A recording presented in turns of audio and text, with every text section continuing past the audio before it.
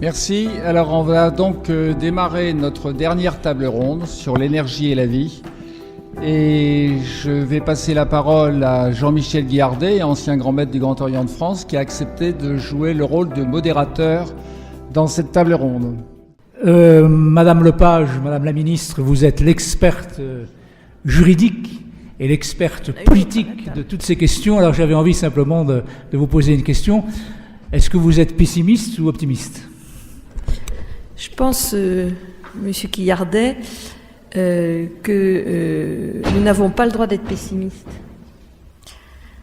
Parce que la responsabilité qui est la nôtre, et c'est autour de ce thème que je vais un peu orienter mon propos, ne nous permet pas de l'être. Je voudrais dire tout d'abord que je trouve extrêmement important que les obédiences s'intéressent, comme vous le faites aujourd'hui, à ces sujets. Ça me paraît extrêmement important parce que ces sujets de l'énergie, puisque vous aviez centré autour de l'énergie, mais au-delà, ne sont pas des sujets de techniciens, ce ne sont pas des sujets d'ingénieurs, ce ne sont pas des sujets de spécialistes, ce sont nos sujets. Il y a une très belle association à laquelle participe Valérie qui s'appelle Notre Affaire à tous. Ce sujet-là, c'est notre affaire à tous.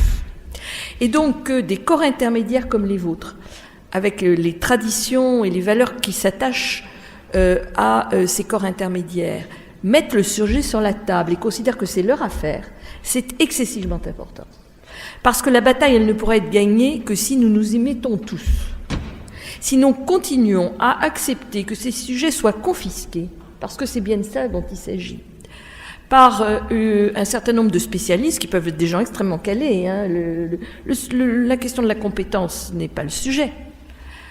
Nous allons continuer à perdre des années hyper précieuses. Je vous écoutais, Monsieur Guillardet, dans votre propos introductif en disant que vous étiez un converti. Je me disais quelle chance.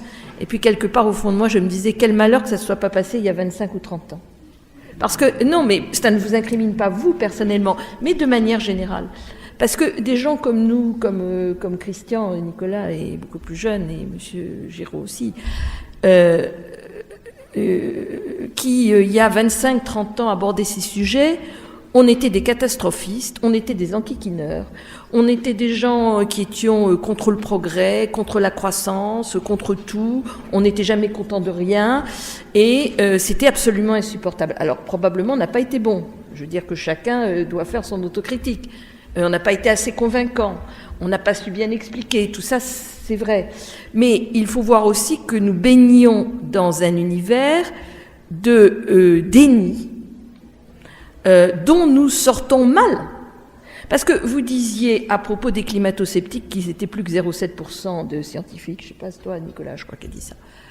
C'est une bonne nouvelle, mais il n'y a pas que le climat sur Terre, il y a la question de la biodiversité. Il y a un sujet dont on n'a pratiquement pas parlé, Nicolas, un peu avec le glyphosate, qui est la question de la santé humaine. Vous parliez de la démographie, Nicolas me disait en aparté, mais je le dis tout haut, les perturbateurs endocriniens sont en train de se charger de la question. Oui, et donc on essaie de compenser avec la PMA, la GPA et je ne sais quoi, qui est un autre sujet. Mais pourquoi est-ce qu'on se pose toutes ces questions ? Parce que 15% de nos jeunes couples n'arrivent plus à avoir d'enfants. Et que lorsque, dans ma génération, on mettait 2 mois à mettre un bébé en route, aujourd'hui on met 2 ans pour les couples chez lesquels ça marche. Donc il y a un problème, il y a un sujet. Et on voit bien que tout cela arrive à quelque chose de totalement mortifère. Pas pour la planète. On parle beaucoup de « on va défendre la planète ». Pardonnez-moi, la planète, elle s'en fout. Elle a vécu sans nous, elle vivra sans nous. C'est pas le problème de la planète, c'est le problème des espèces vivantes dont nous sommes partis.